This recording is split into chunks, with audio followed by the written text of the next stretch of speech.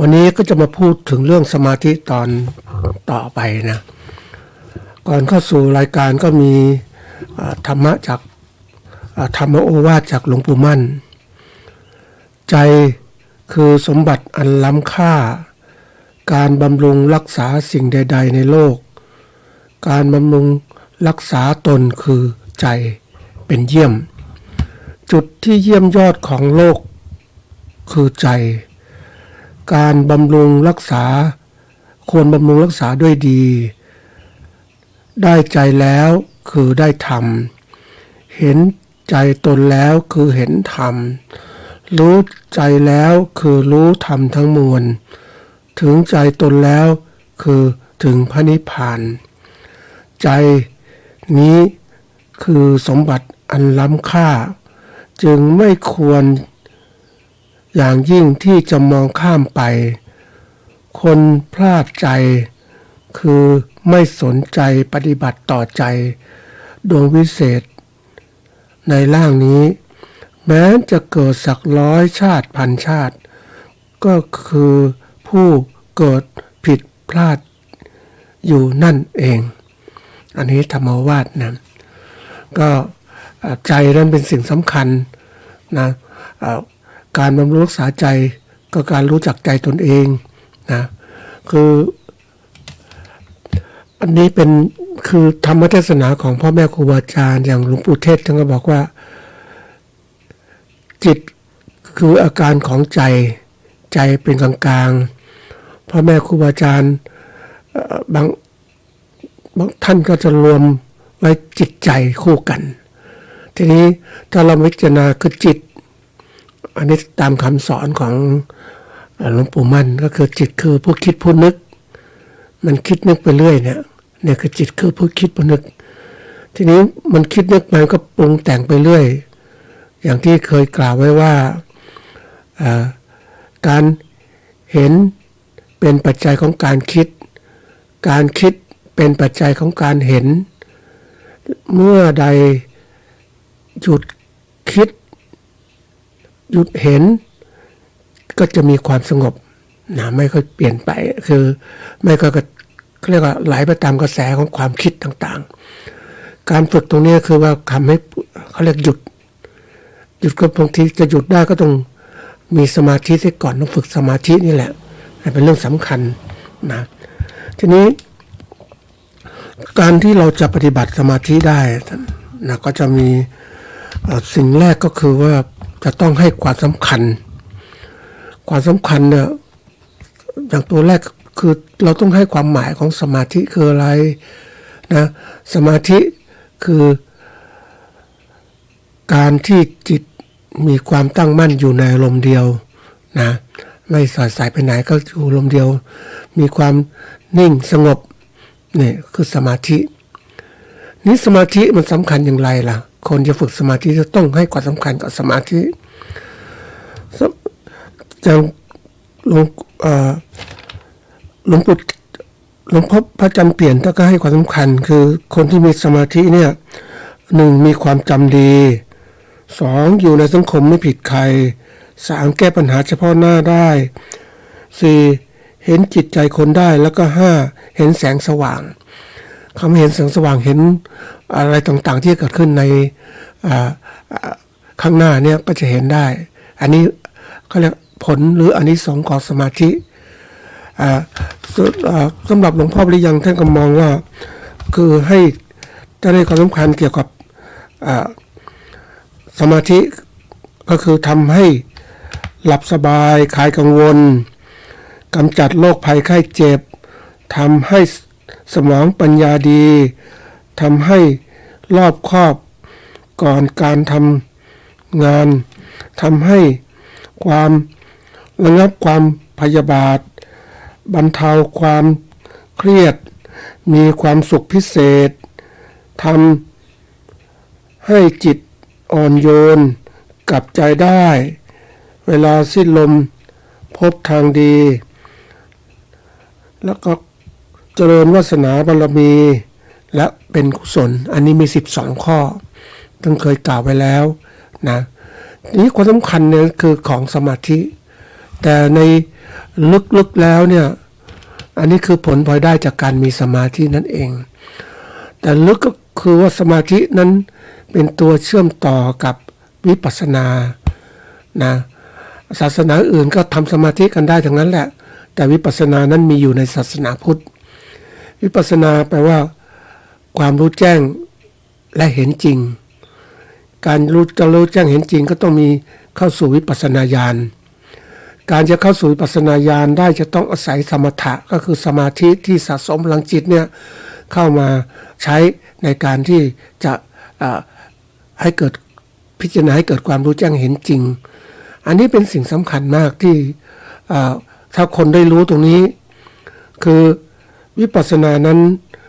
เราต้องการกำจัดกิเลสอย่างละเอียดก็คือเมื่อปฏิบัติไปแล้วถึงความรู้แจ้งเห็นจริงก็จะวางทั้งหมดเข้าใจไตรลักษณ์ทั้งหมดอันนี้จังทุกขังอนัตตาวางเขาเรียกอนุสัยกิเลสต่างๆทั้งหมดก็เข้าสู่พระนิพพานคือการดับสนิทนั่นเองนะอันนี้เป็นสิ่งสำคัญแต่การจะอธิบายละเอียดได้เนี่ยก็ต้องปฏิบัตินะตามหลักการคือไม่สามารถอธิบายได้มากมายเอาคร่าวๆอย่างนี้แต่ทีนี้เราเองเนี่ยถ้าเรามีความมุ่งมั่นเห็นความสำคัญของสมาธิเนี่ยก็จะใช้คือปฏิบัติอยากจะปฏิบัติแต่ทำไมคนส่วนใหญ่คึงข้ามตรงนี้ไปนะไม่ใส่ใจเรื่องการปฏิบัติสมาธิแต่เหมือนคนไม่รู้จักความสำคัญของใจก็ปล่อยปละละเลยไปไม่สนใจสมาธินั้นมีผลอย่างมากนะให้ประโยชน์อย่างมากหลายอย่างมากมายแต่ทีนี้คนไม่ปฏิบัติเพราะว่าไม่เข้าใจอันนี้หนึ่งคือไม่เข้าใจเรื่องสมาธินะบางคนก็พูดนั่งหลับตานิ่งๆไม่เห็นได้ประโยชน์อะไรนะอันนี้ก็เหมือนกันเขาก็ไม่เข้าใจว่ามันสมาธิมันคืออะไรอันที่สองไม่คือเขานะปฏิบัติแต่ปฏิบัติไม่ถึงปฏิบัติเล็กๆน้อยก็ได้นิดหน่อยก็เลยตีความไม่ได้ประโยชน์อะไรปฏิบัติอันที่สามคือปฏิบัติอย่างจริงจังให้มันถึงเพราะเราเดินเส้นทางที่ถูกต้องในการทำสมาธิก็ต้องถึงสุดถึงความสำเร็จของสมาธิแต่ละขั้นที่เกิดขึ้นฌานต่างๆที่เกิดขึ้นในแต่ละขั้นน่าจะทำให้เราได้ผลอย่างฌานหนึ่งก็ประกอบด้วยวิตกวิจารปิติสุขเอกคตามีอารมณ์เดียวในเอกคตาเนี่ยฌานที่สองเนี่ยปิติสุขนะเอกคตา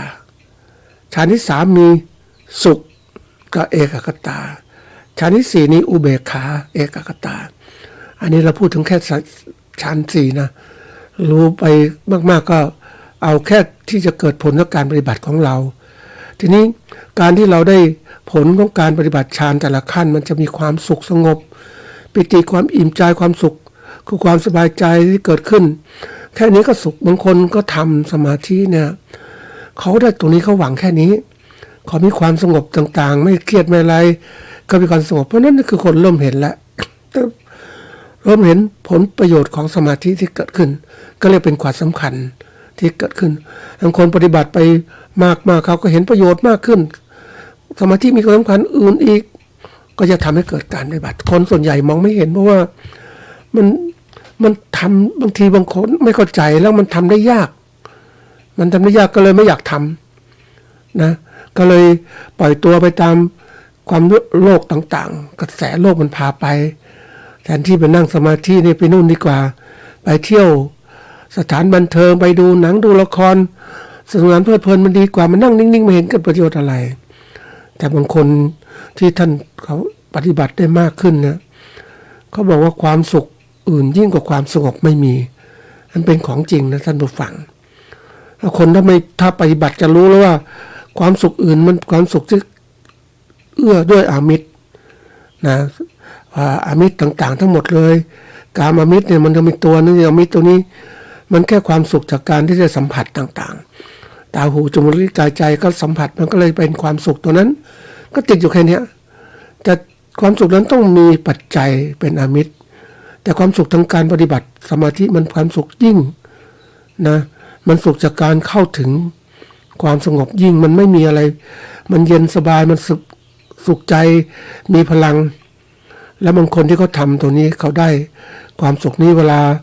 จะไปทำการงานต่างๆอันนี้เขาก็จะเห็นการงานต่างๆมองทะลุปุโป่งไปหมดเลยทำแล้วไม่พัดจะทำอะไรก่อนอะไรหลังเนี่ยเร็วแบบนี้ไปอย่างดีมากเลยทำงานสำเร็จรวดเร็วมาก นี่เพราะการมีสมาธิเราสมาธิมาใช้การงานสมาธิมาการเขาเรียกมาเข้าสู่วิปัสสนามันก็เป็นสมาธิที่สร้างคุณค่าที่มากขึ้นเป็นพื้นฐานสำคัญนะท่านผู้ฟังว่าการที่เราจะมีสมาธิก็ต้องหัดการฝึกนะคนที่ไม่ฝึกเดี๋ยวนี้คนเราเป็นโรคหนึ่งเขาเรียกว่าโรคของซึมเศร้าอันที่สองโรคความเครียดพูดถึงความเครียดนี่มันมีคนจิตใจมันหลายอารมณ์นู้นก็เข้ามาอารมณ์นี้ก็มาก็คิดไปอย่างมันก็เกิดอะไรจิตมันก็ทำงานหนักมากขึ้นจริงอยู่จิตคือพึกคิดพึกนึกแต่คิดนึกมากขึ้นมันหลายอารมณ์เกิดขึ้นมันคิดไม่ละเอียดมันก็อะไรเกิดขึ้นก็เกิดความเครียดแล้วก็เกิดอารมณ์รุนแรงเกิดขึ้นมากมายเพราะว่ามันระงับไม่เป็นเพราะว่าความเครียดที่เกิดขึ้นนะอันว่าวิธีการลดความเครียดก็ต้องคิดลงใดเรื่องหนึ่งนะจากร้อยเรื่องเป็นพันเรื่องก็เหลือเรื่องเดียวแล้วก็ทำจิตใจสงบซะก่อนต้องเป็นทีนี้โรคถัดมาที่กำลังเผยแพร่มากที่สุดก็คือเรื่องของความซึมเศร้าคุณหมอท่านหนึ่งก็ให้คำเรื่องตัวนี้คือโรคของความไม่ได้ดังใจทำอะไรไม่ได้ดังใจนู้นก็ไม่ได้ดังใจมันก็เครียดแล้วมันไม่พอมันก็หดตัวอย่างมากเลยหยุดไปหมดไม่อยากคิดไม่อยากทำชีวิตไม่มีคุณค่าไม่มีความหมายนะมันก็กดเขาเรียกย้อนกลับมาทำร้ายตัวเองคิดที่ทำร้ายตัวเองก็ความเครียดเพราะนั้นถ้าคนรู้จักหยุดเครียดหยุดซึมเศร้าเสียก็ออกกำลังกายทำนู่นไปใช้ชีวิตแบบปกติอันนี้ก็เป็นเรื่องที่ต้องบรรทัยต้องใช้สมาธิพอสมควรแต่คนปล่อยมันเติบโตขึ้นมันก็ทำให้เขาเรียกว่าอันตรายเกิดขึ้นนั่นเองเพราะนั้นที่บอกว่าคนเราถ้ารู้จักตัวเองนะพัฒนาตนเองได้ก็จะเกิดความก็เรียกว่าหาทางออกให้ตัวเองได้ถูกต้องมันก็จะไม่เกิดความเครียดเหล่านั้นไม่เกิดความซึมเศร้าเหล่านั้นนี่มันเป็นเรื่องที่สำคัญมากในการที่คนเราจะประพฤติปฏิบัติได้มันต้องหัดทำอันนั้นที่บอกว่าความเครียดเหล่านี้เราก็ต้องมีการศึกษาไว้นะว่าหรือความโรคซึมเศร้าศึกษาไว้แล้วหาทางป้องกันเนี่ยทีนี้ที่เล่าทั้งหมดเนี่ยก็เพื่อจะมุ่งหวังให้ท่านทุกท่านได้มีการใส่ใจกับการทำสมาธินะสมาธิเป็นส่วนสำคัญนะเป็นรากฐานของการศึกษาคนส่วนใหญ่บางทีเข้าใจสมาธิเรื่องของการที่ว่าก็สัญญาคือความจำแบบหมายรู้เป็นอย่างนี้มันจะเป็นอย่างนี้แต่มัวคิดมัวจะจำได้หมายรู้แต่ไม่เคยปฏิบัติเนี่ยมันก็ไม่เข้าใจที่แท้จริงต้องปฏิบัติการที่ยกเอาเรื่องสมาธิมาพูดก็เพราะว่าเป็นสิ่งสำคัญที่เราต้องรีบทำไว้ก่อนข้ออื่นๆทานศีลภาวนาหรือศีลสมาธิปัญญาค่อยว่าทีหลังนะส่วนตรงนี้ก่อนก็คือว่าทำสมาธินี่แหละนะทีนี้เราจะเริ่มทำสมาธิอย่างไรดีคือปกติสมาธิของคนเนี่ยมันมีตั้งแต่สมาธิธรรมชาติที่คนเคยทำงานทำการต่างๆก็มีจิตใจจดจ่อกับการทำสมาธิคือความมุ่งมั่นกับสิ่งใดสิ่งหนึ่งที่อยู่เฉพาะหน้าที่กำลังทำนะก็ใส่ใจนะอันนี้มันเรียกว่าเป็นสมาธิธรรมชาติที่เกิดขึ้นแต่สมาธิธรรมชาติมันใช้แล้วก็หมดไปแต่ละอย่างมันไม่เพียงพอที่เราจะใช้ในการดำเนินชีวิตของเราได้อีกเพราะนั้นเราจำเป็นอย่างยิ่งที่จะต้องสร้างสมาธิให้เกิดขึ้นคือต้องให้เวลาในการทำสมาธิเขาเรียกว่าต้องฝึกสมาธิบ้างเพื่อเสริมกับสมาธิธรรมชาติเพราะสมาธิธรรมชาติใช้แล้วหมดไปมันไม่เพียงพอยิ่งเราเจออยู่โลกของปัจจุบันที่มีปัญหาหลายๆเรื่องนู้นเรื่องนี้มากมายทีเดียวเราต้องรู้จักคิดเพราะฉะนั้นการทำสมาธิที่บอกว่าทำให้เกิดสติปัญญารู้เท่าทันอารมณ์ทำให้จิตเป็นกลางอันนี้เป็นคำสอนของหลวงพ่อวิริยังนะก็นั่นคือสุดสำคัญเพราะนั้นเราจะทำจิตเป็นกลางก็ต้องมีสติปัญญาเพราะนั้นก็เกิดขึ้นอย่างนี้แหละนะทีนี้จะเกิดตรงนี้ได้อย่างไรมันก็เริ่มต้นจากที่มีสมาธิคือ บริกรรมทำให้จิตเป็นหนึ่งจิตเป็นหนึ่งทำให้เกิดความสงบจิตสงบทำให้เกิดพลังจิตเกิดพลังทำให้เกิดสติจิตเกิดสติทำให้เกิดปัญญาจิตเกิดสติปัญญารู้เท่าทันอารมณ์รู้เท่าทันอารมณ์ทำให้จิตเป็นกลางเพราะนั้นสมาธิเริ่มต้นในคำบริกรรมเป็นสิ่งสำคัญที่เราต้องฝึกวันนี้มันเราจะฝึกยังไงก็ฝึกจากเดี๋ยวนี้มีการสอนหลายอย่างนะท่านผู้ฟังมีทำสมาธิแนวนู้นแนวนี้ต่างๆมากมายนะเพราะว่ากรรมฐานมี40กองจะทำสมาธิก็ได้อย่างนี้อันนี้พวกกลุ่มเรียกสมาธิญาณิกอีกกลุ่มนึงก็วิปัสสนาญาณิกก็ไม่พูดถึงเพราะว่าเป็นแนวทางของการพิจารณาอารมณ์ทุกอย่างที่เกิดขึ้นนะทีนี้เราไม่ต้องเรามาสู่อารมณ์เดียวของเรานี่แหละก็คือทำสมาธินี่ก็จะเริ่มปกติก็จะมีทั้งหลายมี10กอง40กองแล้วแต่เราจะเลือกพุทโธธัมโมสังโฆหรือว่าสัมมาอรหังนะโมพุทธะแล้วแต่ใครจะเลือกอีกแบบหนึ่งก็คือใช้เรื่องของ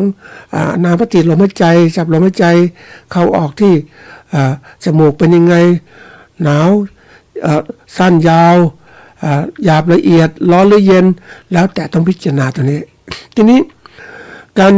ทำสมาธิได้บริกรรมนั้นมันก็เป็นสิ่งหนึ่งที่ทำให้เกิดอารมณ์เดียวก็ปกติแล้วนะเราทำสมาธิของเราเนี่ยนะเกิดที่ว่าบริกรรมทำให้จิตเป็นหนึ่งเนี่ยก็คือใช้การบริกรรมเป็นตัวเขาเรียกเป็นอารมณ์เดียวซะก่อนเพราะว่าปกติคนเรามันชอบคิดชอบนึกอยู่แล้วมันมีหลายอารมณ์แต่เรามาทำอารมณ์เดียวเนี่ยมันเป็นสิ่งที่คือจากหลายอารมณ์ให้เหลืออารมณ์เดียวเพราะนั้นการบริกรรมก็เป็นสิ่งที่ดึงจิตของเราให้อยู่อารมณ์เดียวไม่คิดเรื่องอื่นนะก็จะเป็นสมาธิบริกรรมเนี่ยมันก็เริ่มที่ว่าสั่งที่หลวงปู่มั่นหลวงพ่อหรือยังท่านบอกก็คือเรื่องของว่าใช้พุทโธเป็นคำบริกรรมไม่ว่าจะอยู่ในช่วงไหนเดินนั่งนอนก็ใช้คำบริกรรมพุทโธอยู่นี่แหละไม่ให้จิตคิดเรื่องอื่นมันก็สงบขอความสงบทีนี้สงบสั้นยาวแล้วแต่เราละทีนี้เบื้องต้นเนี่ยในการทำสมาธิเนี่ยมันจะมีอยู่ก็เรียก2แบบที่1คือสมาธิที่ทุกอิริยาบถนะยืนเดินนั่งนอนกินดื่มทำพูดคิดในอิริยาบถทำงานต่างๆก็เราก็มีจิตใจจดจ่อในสิ่งที่เราทำนั้นนั่นก็เป็นสมาธิที่เราใส่ใจจดจ่อสิ่งนั้นก็เป็นสมาธิที่จดจ่อการงานของเราทุกอิริยาบถเป็นสมาธิตื้นแต่สมาธิที่เราจะทำสมาธิตื้นนี้ก็จะมีตั้งแต่สวดมนต์มั่งนะบริกรรมต่างๆแล้วแต่ที่คนจะใช้บางคนก็ฟังธรรมะก็เป็นสมาธิอันนี้คือเป็นสมาธิตื้นๆที่เรามันก็สะสมพลังจิตได้ระดับหนึ่งแต่สมาธิที่ลึกๆเนี่ยก็คือต้องมาจากที่ลึกคือระดับหนึ่งคือเดินจงกรมนี้ก็แน่นอนก็บริกรรมพุทโธเพื่อประคองจิตมันพุทโธอยู่ในจิตของเราแล้วก็เดินจงกรมกลับไปกลับมาเนี่ยทาง 5-10 เมตรนะก็ขาก็เดินไปจิตก็บริกรรมพุทโธไปจนกระทั่งจิตมันละเอียดมากขึ้นนะอันนี้เป็นตัวสำคัญทำอย่างนี้แหละนานสัก5 นาที10 นาที30 นาทีอันนี้ก็เป็นส่วนสำคัญเพราะว่าที่กำหนดไว้30 นาทีนั้นคือไม่ให้ทำมากเกินไปเพราะว่าเวทนาจะเกิดขึ้นมันทำให้จิตเราต้องรับปัญหาหลายด้านเกินไปนั้นอันนี้คือเดินจงกรมที่นี่วันนี้จะพูดถึงเรื่องของสมาธิคือจากการเกิดการนั่งนะนี่เรานั่งเนี่ยคือสมาธิคือเรานั่งในขวาทับกายมือขวานั่งมือขวาทับมือซ้ายนั่งกายตรงดำรงจิตให้มั่นนะสถานที่ก็ต้องแน่นอนว่าเป็นสถานที่วิเวกไม่มีสิ่งรบกวนต่างๆนะอันนี้ก็เราก็เริ่มคำบริกรรมพุทโธปกติคนที่จะต้องฝึกตรงนี้ก็คือเริ่มจากน้อยๆก่อนอาจจะ5 นาที นั่งนิ่งๆพุทโธพุทโธพุทโธ5 นาทีนะคือทำว่าจิตเป็นสมาธิคือจิตมันไม่ไปไหนมีอารมณ์เดียวนะตั้งมั่นอยู่ในบริกรรมพุทโธหรือถ้ามันสงบนิ่งก็จะละคำบริกรรมได้จิตตั้งมั่นได้เนี่ยกับนิ่งเฉยๆเนี่ยนะนี่คือเป็นสมาธิทีนี้5 นาทีแล้วถ้าเราทำได้ก็ทำเป็น10 นาที30 นาทีที่เราตั้งไว้ใน30 นาทีวิธีการก็คือว่าการทำ30 นาทีก็เริ่มต้นจากที่เรานั่งเรียบร้อยแล้วก็บริกรรมพุทโธพุทโธพุทโธแรกๆเนี่ยจะต้องพุทโธเร็วๆหน่อยพุทโธเร็วๆหน่อยก็เพื่ออะไรเพื่อที่จะให้จิตมันอยู่กับพุทโธไม่ให้มีอารมณ์อื่นเข้ามาแทรกเพราะขณะที่เราบริกรรมพุทโธเดียวเรื่องนู้นก็มาเรื่องนี้ก็มาก็เก็บไปคิดนั้นไม่ใช่สมาธิแล้วมันต้องดึงกลับมาให้อยู่ในสมาธิจริงๆคืออยู่บริกรรมพุทโธพุทโธพุทโธเมื่อเราชำนาญมากขึ้นแล้วอารมณ์อื่นเข้าไม่ได้ปุ๊บเนี่ยพุทโธทีๆปุ๊บก็เริ่มห่างขึ้นพุทโธพุทโธพุทโธช้าลงในระดับที่ช้าลงนั้นอารมณ์อื่นเข้ามาไม่ได้ก็ถือว่าเราเป็นสมาธิถ้าอารมณ์อื่นเข้ามาได้แสดงว่าเราไม่เป็นสมาธิเพราะยังไม่เป็นหนึ่งเมื่อทำอย่างนี้เข้าจนจิตชำนาญแล้วบริกรรมชำนาญแล้วก็คำบริกรรมพุทโธก็เริ่มหายไป ไม่ต้องบริกรรมแล้วจิตตั้งมั่นได้เนี่ยแสดงว่าเป็นสมาธิคือไม่คิดอะไรอื่นอยู่นิ่งเฉยนะอันนี้คือเป็นสมาธิเราประคองตรงนี้ให้มันนานเข้าเนี่ยมันก็มีจิตมุสหาที่ยึดมันก็ไปเอาลมหายใจเข้ามาดูพิจารณาลมหายใจก็เหมือนกันดูลมหายใจก็ได้เหมือนกันทีนี้เราทำเทคนิคการทำสมาธิตรงนี้มันต้องขึ้นกับความที่จิตเราใส่ใจตั้งอกตั้งใจเขาเรียกว่ามีในจิตของเราที่เราตั้งอกตั้งใจในการบริกรรมไม่ให้มีลมอื่นเข้ามานะอันนี้ทำได้ตลอดเวลาคือ30 นาทีเป็นสมาธิ30 นาทีก็ถือว่าเนี่ยใช้ได้แล้วเราก็ทำไปเรื่อยๆนะครบ30 นาทีพักแล้วก็มาทำต่ออีกแล้วแต่เราวันหลายรอบก็ได้ไม่เป็นไรเพราะทำสมาธิแบบสะสมนั่นเองเทคนิคนี้เป็นเทคนิคของหลวงพ่อหรืออย่างที่สอนเพราะว่าเท่าที่สังเกตก็คือว่าคนส่วนใหญ่เนี่ยนั่งนานๆไม่ได้ยุคนี้ถ้าพูดตรงๆว่านั่งเป็นชั่วโมงอย่างที่พ่อแม่ครูบาอาจารย์สอนให้ฝึกนั่งเป็นชั่วโมง2 ชั่วโมงมั่งบางคนทนไม่ได้กระสับกระส่ายเพราะเราไม่เคยทำแล้วก็ไม่มีจิตตั้งมั่นในการที่จะทำสมาธิอย่างมากมายอย่างนี้มันก็เจอท้อถอยเยอะแยะคนก็ไม่ทำทีนี้หลวงพ่อให้ทำสั้นๆเพราะว่าต้องการให้ผู้ปฏิบัตินั้น ได้รับความสงบเสียก่อนสงบแล้วก็จะทำต่อเรื่องของเขาแล้วเพราะว่าคนที่บอกว่าคนเราทำอะไรแล้วแต่เนี่ยถ้าได้เกิดความเห็นผลปุ๊บเนี่ยการเห็นผลนะท่านผู้ฟังมันเป็นตัวชักจูงนะให้คนได้ปฏิบัติมากขึ้นคนที่ไม่ทำสมาธิไม่เห็นผลไม่อะไรทำสมาธิก็ไม่เห็นผลก็ไม่อยากทำต่อแต่คนที่เห็นผลพวกก็อยากทำไปเรื่อยมันจะยกระดับจิตที่ความสงบนิ่งมากขึ้นมันก็มีฌานต่างๆที่เกิดขึ้นฌานต่างๆก็ขึ้นมากมายทีเดียวคำว่าฌานคือภาวะจิตที่สงบนิ่งจากการเพ่งอารมณ์นะแต่ระหว่างตรงนี้จะมีการทำสมาธิจะมีนิมิตต่างๆเกิดขึ้นมากมายทีเดียวนะเหมือนกับตัวใหญ่ตัวพองตัวอะไรต่างๆยากๆตัวเบาแล้วแต่จริงๆผู้ปฏิบัตินั้นจะต้องรู้เสมอรู้เฉยไม่ต้องไปปรุงแต่งมันจะเป็นอะไรก็เรื่องของมันไม่ต้องใส่ใจกับมันหน้าที่ของเราทำให้จิตสงบเพราะว่านั่นคือผลที่เกิดขึ้นจากการทำสมาธิมันจะมีสิ่งต่างเกิดขึ้นมากมาย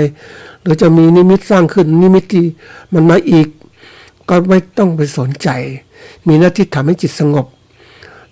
ฝึกให้จิตชำนาญเข้าให้มันมีพลังจิตที่มากขึ้นตรงนี้จะไปต่ออย่างไรจะไปดูนู่นดูนี่คือคนส่วนใหญ่เนี่ยเขาชอบที่จะเขาเรียกอะไรเห็นน่ะจิตมันชอบเห็นน่ะปรุงแต่งไปเลยคิดปรุงแต่งนู่นปรุงแต่งเมื่อเห็นแล้วก็คิดก็ต้องใช้พลังจิตใช่ไหมไปปรุงแต่งคิดนู่นที่นี่มันใช้พลังจิตทั้งนั้นแหละ เพราะฉะนั้นพลังจิตก็จะหมดไปก็ไม่สามารถเดินต่อไปในทางที่มุ่งหวังได้มันก็จดอยู่แค่นั้นบางคนทำสมาธิไปเห็นนู่นอยากเห็นนู่นเห็นแล้วก็อย่างนั้นแต่พลังจิตมันที่สะสมมันก็หมดไปต้องทำมาใหม่อีกทีนี้ถ้าเรามีความมุ่งมั่นตั้งใจจริงเนี่ยเราไม่ต้องไปทางก็เรียกว่าไปหาอยากจะมีฤทธิ์มีเดชนู่นนี่ เห็นนู่นนี่ไม่ต้องไปเห็นเราเข้าสู่วิปัสสนาดีกว่าเพราะว่าวิปัสสนารู้แจ้งจริงเราถอดถอนตัวเองนะจากการยึดติดต่างๆเราก็ใจอันนี้จังทุกขังอนัตตามากขึ้นเห็นแจ้งประจักษ์ในจิตใจเรารู้สิ่งอย่างมันเป็นธรรมชาติเป็นธรรมะเกิดขึ้นแล้ววางได้หมด นี่เป็นตัวสำคัญท่านผู้ฟังนะทีนี้ถึงตรงนี้ต้องอาศัยพลังจิตเพราะตอนเข้าสะสมพลังจิตถึงเข้าสู่การต้องใช้พลังจิตวิปัสสนาคือการรู้แจ้งและเห็นจริงมันต้องใช้พลังจิตในการคิดมองไปให้มันถึงขึ้นไปนะให้มันแจ่มชัดเพราะนั้นในการปฏิบัติเนี่ยคนส่วนใหญ่เนี่ยมักจะเขาเรียกติดกับทีละขั้นตอนบางคนไปติดกับกับนิมิตก็ปรุงแต่งนู่นนี่ไปพลังก็จะหมดไปใช่ไหมอีกคนปรุงแต่งเห็นไปอยากจะรู้นู่นรู้นี่นะรู้อนาคตไปแล้วก็ต้องใช้พลังจิตพิจารณาก็หมดไปพลังจิตก็ลดลงอีกเพราะนั้นก็เลยกลายเป็นว่าจะเข้าสู่วิปัสสนาเนี่ยมันก็ยากเพราะว่าคนเราเนี่ยก็เรียกว่ารู้ไม่เท่าทันจิตที่มันปรุงแต่งนั่นเองเราต้องมีสติรู้เท่าทันก็ต้องมีผู้รู้ที่จะบอกว่าอันนี้นะมันเป็นอย่างนี้นะทีนี้ผู้รู้เตือนทีนี้เราไม่เตือนตัวไม่ทำตามผู้รู้ที่บอกไปทำตามอีกตัวหนึ่งบอกไปมันก็หลงไปอีกเนี่ยวิธีการที่เราจะปฏิบัตินี่เขาบอกว่าการทำสมาธิเนี่ยก็ต้องทำอย่างต่อเนื่องนะทำไปมีเวลาว่างก็ทำก็เป็นเทคนิคอย่างหนึ่งนะท่านผู้ฟังก็เคยถามพ่อแม่ครูบาอาจารย์คือเราทำอย่างนี้เราอยากจะไปได้มากๆทำยังไงดี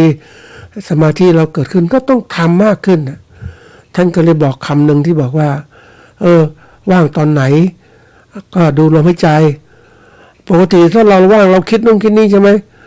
แต่ทีนี้ถ้ามันอยู่ลมหายใจปุ๊บมันก็เอาลมหายใจเป็นเอกคตารมณ์เป็นอารมณ์เป็นหนึ่ง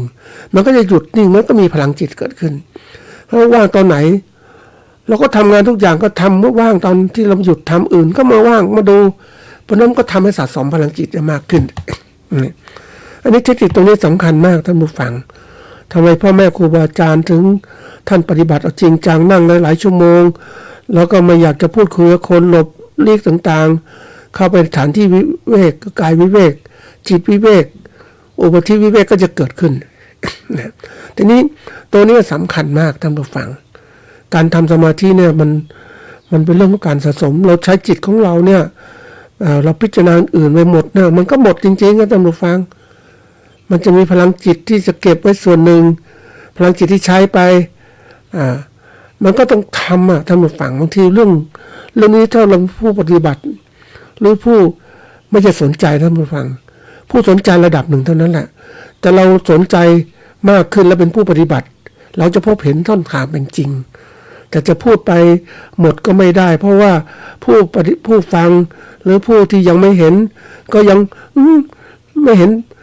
ก็ท่านต้องปฏิบัติทำต่อเนื่องทุกวันนะสมาธิเนี่ยมันเป็นเรื่องที่ว่าเราต้องทำถึงจะเห็นถ้าไม่ทำก็ไม่เห็นนะจิตนิ่งสงบเนี่ยเมื่อใดก็ตามทำให้จิตนิ่งสงบไปมีสมาธิก็จะเรียกว่ารู้มีผู้รู้ที่เกิดขึ้นบอกเราโน่นนี่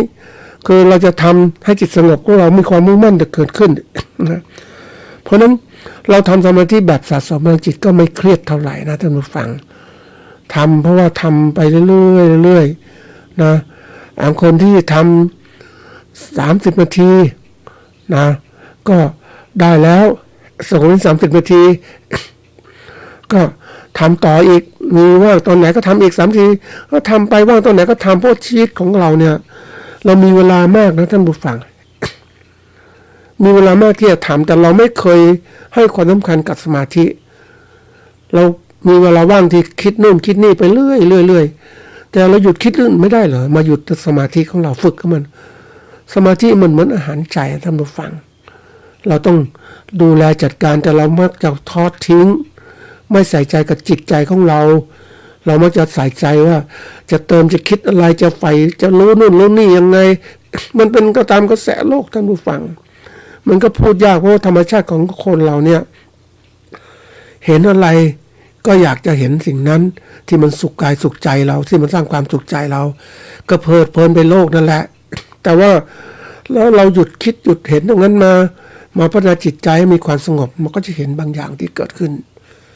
นี่เห็นบางอย่างเกิดขึ้นมันจะเห็นความจริงอ่ะปฏิบัติแล้วรู้แจ้งเห็นจริงมันจะเกิดขึ้นเองไม่ต้องไปคิดแต่งไม่ได้อยากก็ไม่ได้เราไม่ได้ทำไปเหมือนกับที่หลวงปู่หลวงพ่อยังท่านพูดถึงคำว่ามะม่วงเราไม่เมล็ดมะม่วงเนี่ยมันจะมีเป็นมะม่วงได้ยังไงจะกินได้ไหมเราก็ต้องทำคือเอาเมล็ดมะม่วงมาเพาะนะเพาะในดินให้น้ำพรวนดินให้ปุ๋ยดูแลเมล็ดมะม่วงก็จะเกิดต้นอ่อนเกิดขึ้นก็จะกลายเป็นต้นมะม่วงนะมะม่วงต้องอาศัยเวลาดูแลมันอีกต้นมะม่วงใหญ่ขึ้นทีนี้มันก็เริ่มออกดอกก็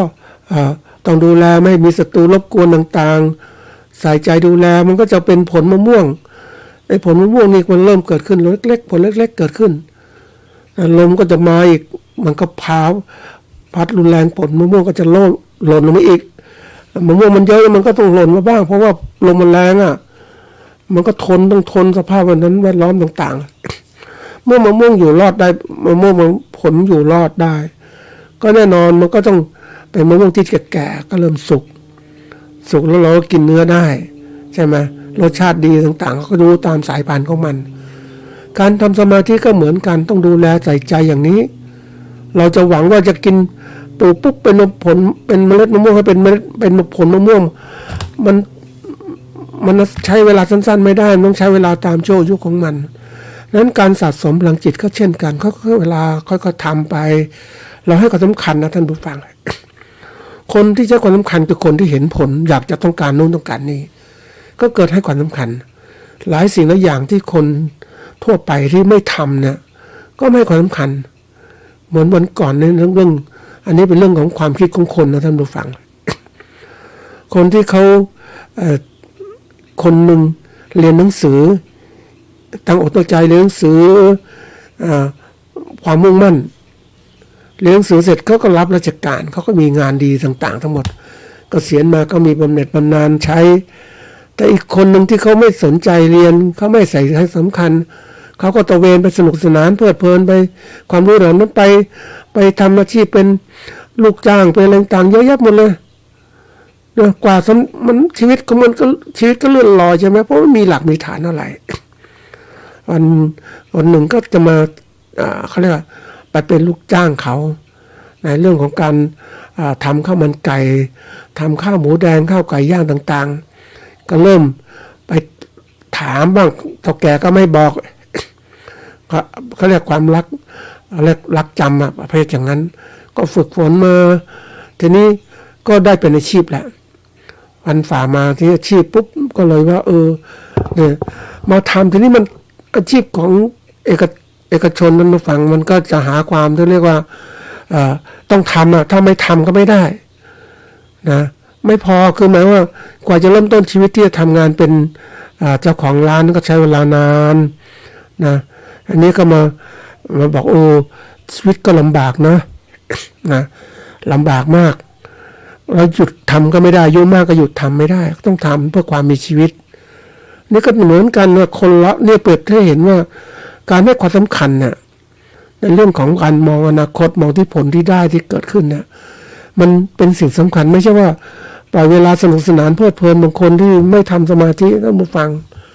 ก็ชีวิตที่ไหลไปตามกระแสโลกอะอายุที่มากๆบางคนก็เพลินไปกับการดูละครดูหนังดูละครเพลิดเพลินไปหรือไปเที่ยวต่างๆมันก็เลยเก็บสาระแก่นสารชีวิตได้ไหมไม่ได้บางคนบอกจะทำบุญให้มากขึ้น ทำบุญเขาหวังจะได้บุญนะท่านผู้ฟังบุญที่เกิดขึ้นจากทานมันก็ได้ระดับหนึ่งนะบุญที่เกิดขึ้นจากรักษาศีลก็ได้สูงขึ้นมาอีกบุญที่เกิดขึ้นจากการภาวนานี่บุญที่สูงสุดจำนวนมากทีเดียวเพราะฉะนั้นเราจะทำอะไรแล้วแต่ต้องดูเหมือนกันว่าการให้ความสำคัญในสิ่งที่เราทำนะมันได้ผลอย่างไรบ้างแต่ผลเหล่านี้มันไม่มีตัววัดที่จะมองเห็นได้ชัดมันวัดได้ที่ใจของเราใจของเรารู้มันเป็นยังไงผลที่เกิดขึ้นเป็นยังไงเพราะเรื่องของสมาธิเนี่ยเป็นเรื่องที่มันต้องวัดในใจได้มีโอกาสคุยกับผู้ที่ปฏิบัติเรื่องอะไรต่างๆเนี่ยเขาบอกว่าวิทยาศาสตร์นะคนส่วนใหญ่จะใช้หลักวิทยาศาสตร์เป็นตัวตัดสินเรื่องต้องมีความปรากฏชัดผลที่ชัดเจนแต่นี้การปรากฏชัดต้องมีเครื่องมือวัดวิทยาศาสตร์ใช่ไหมถึงจะวัดได้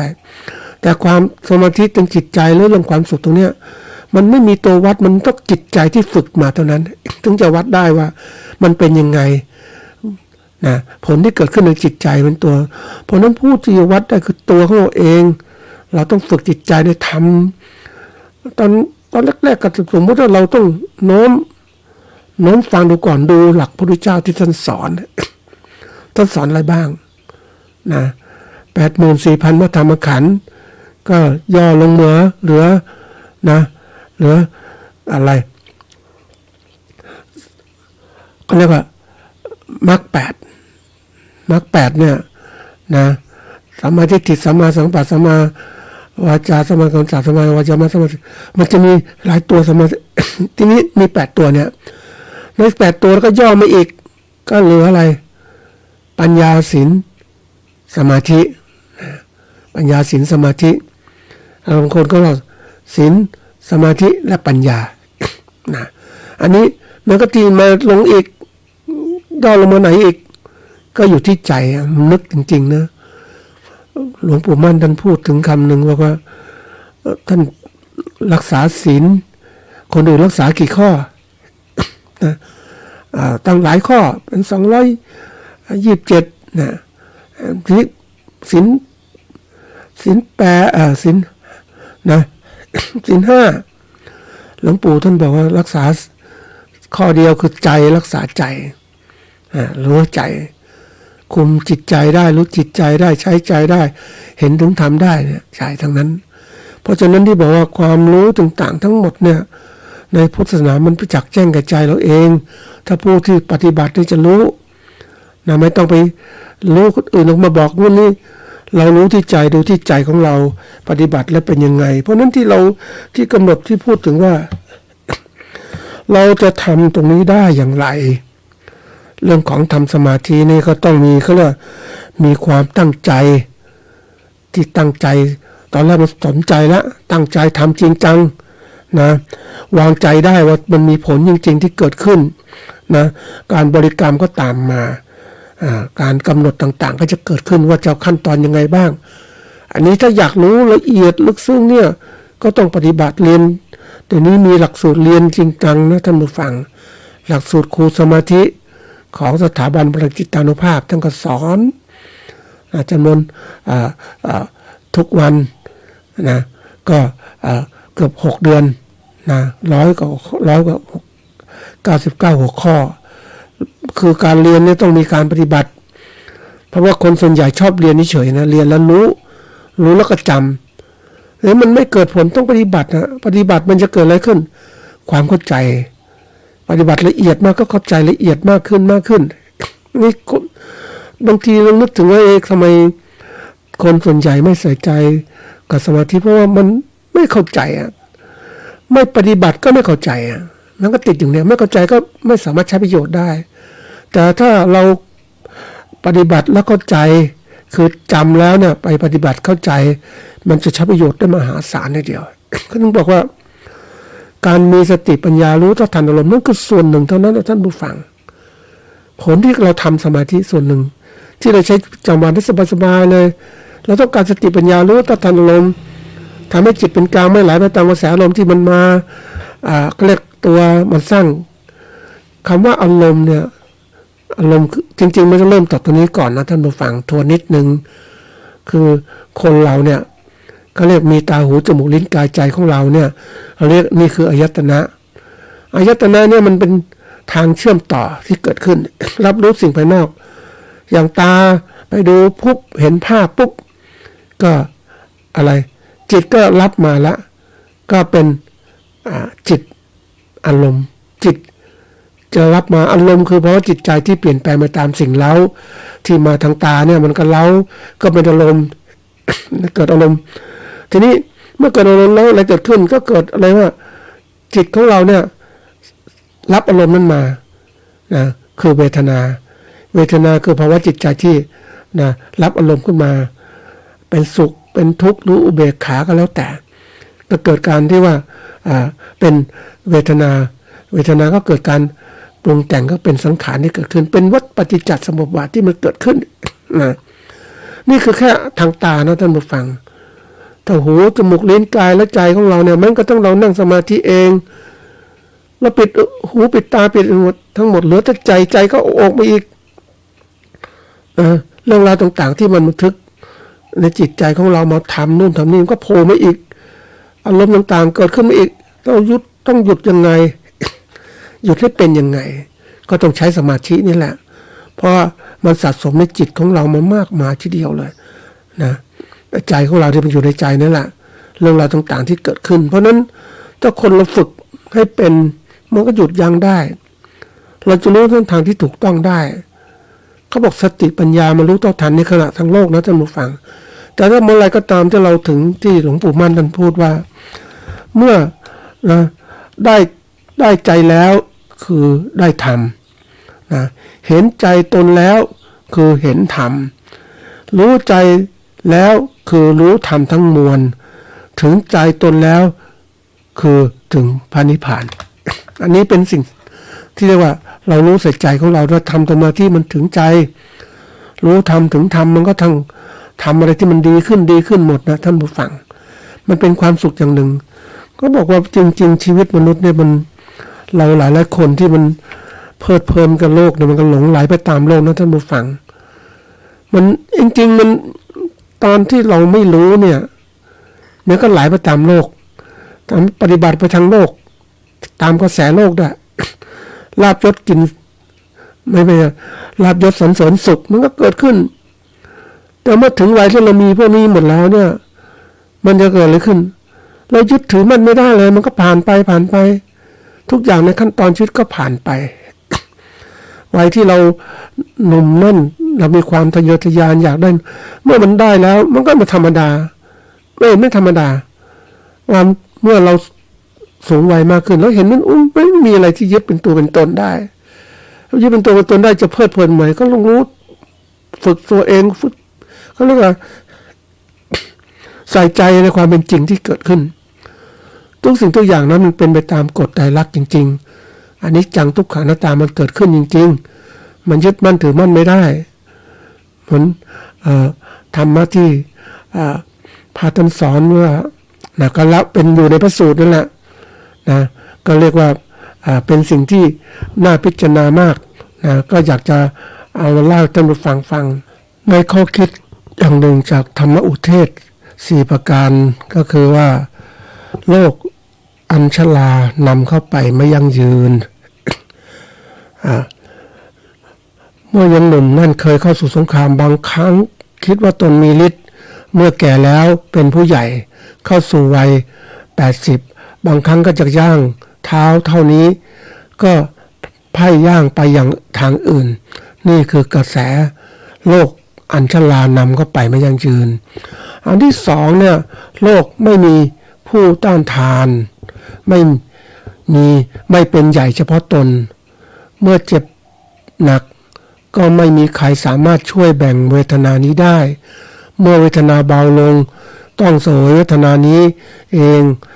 นี่แหละคือโลกไม่มีผู้ต้านทานไม่เป็นใหญ่เฉพาะตน 3. โลกไม่มีอะไรเป็นของตนจำต้องละสิ่งทั้งปวงไปเมื่อจะไป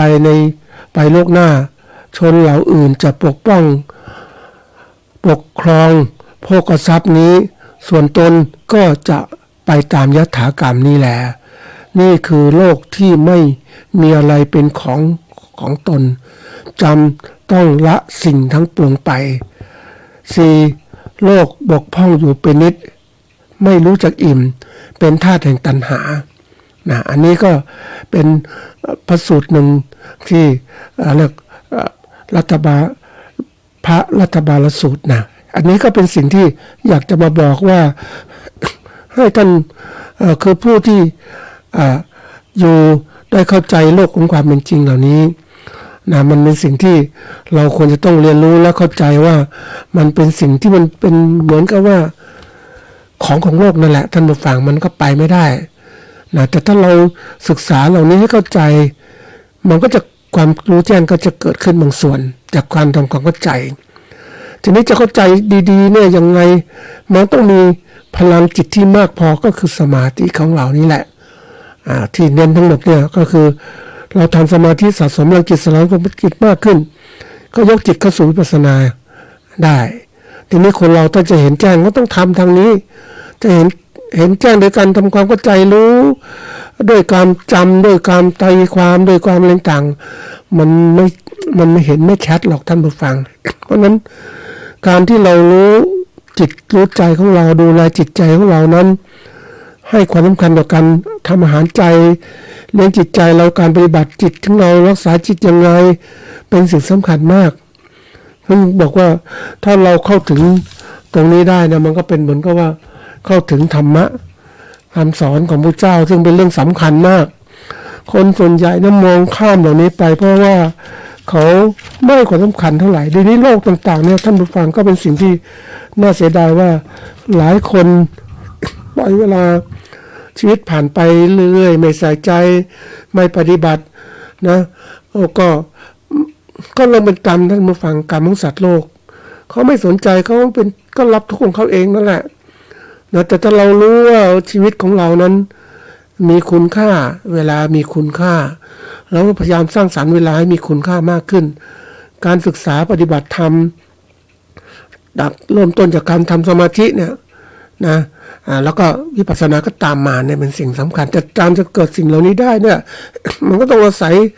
ฐานคืออะไรนะทานศีลนะที่ต้องมีเริ่มทำแล้วก็ภาวนาก็คือฝึกจิตใจของเรานี้แหละมันอย่างที่บอกใจของเราอุมานใจของเรามีคุณค่ามากเป็นสิ่งที่เราควรรักษาใจของเราเนี่ยให้มันถึงใจคือถึงแท้ของใจถึงธรรมนะมันก็ทำให้เกิดความรู้เข้าใจชีวิตได้มากขึ้นนี่คือความสำคัญของการทำสมาธินี่แหละเป็นจุดเริ่มต้นของการเข้าสู่วิปัสสนาอันนั้นอยากให้ท่านผู้ฟังได้ใส่ใจการปฏิบัติสมาธิมีเวลาก็ทำสมาธิเสียนั่งสมาธิดูจิตดูใจตนไม่ต้องไปคิดอย่างอื่นแล้วอยู่ในปัจจุบันนี่แหละนะหลักตรงนี้สำคัญมากการปล่อยจิตปล่อยใจไปตามกระแสโลกมันก็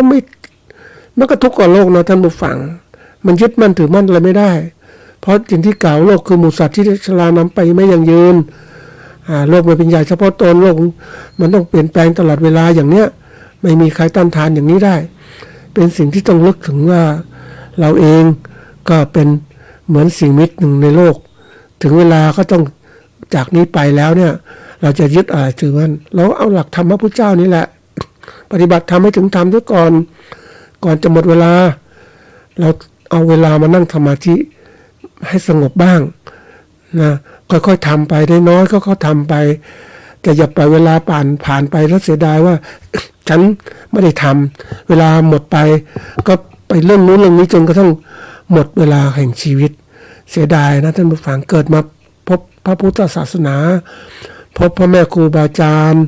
ท่านสอนสั่งแล้วเราไม่ได้ปฏิบัติมันก็เสียดายจริงๆเลยเพราะนั้นวันนี้เรายังมีเวลาอยู่นะอยากให้ใส่ใจปฏิบัติทำสมาธิมากขึ้นนะถือว่าเป็นสิ่งสำคัญชีวิตที่เป็นรางวัลก็เรียกรางวัลชีวิตที่เข้าถึงธรรมเป็นสิ่งที่คุณค่ามาก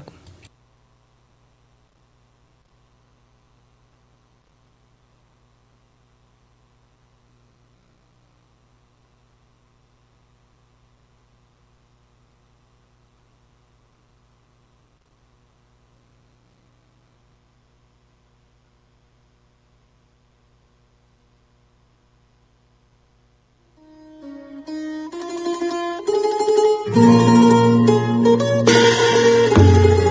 อเชิญร่วมงานปริวาสกรรมสืบสารงานพระศาสนาบวชเนกขมาบารมีพราหมณ์ปฏิบัติธรรมประจำปี 2568 ระหว่างวันที่ 1-10 มีนาคม 2568 ณ สำนักวิปัสสนาปฏิบัติบูชาพระพุทธบาท4รอยหลวงปู่ทองสิริมังคโลตำบลสลวงอำเภอแม่ริมจังหวัดเชียงใหม่ขอเชิญทุกท่านร่วมเป็นเจ้าภาพถวายผ้าตาหารวันละ 15,000 บาทข้าวต้มเช้าวันละ 1,500 บาทน้ำปานะวันละ 1,000 บาทหรือตามกำลังศรัทธามีพระสงฆ์เข้าร่วมปริวาสกรรมในครั้งนี้จำนวน100รูปและขอเชิญทุกท่านร่วมทอดผ้าป่าสามัคคีและร่วมพิธีสืบชะตาหลวงในวันอังคารที่ 11 มีนาคม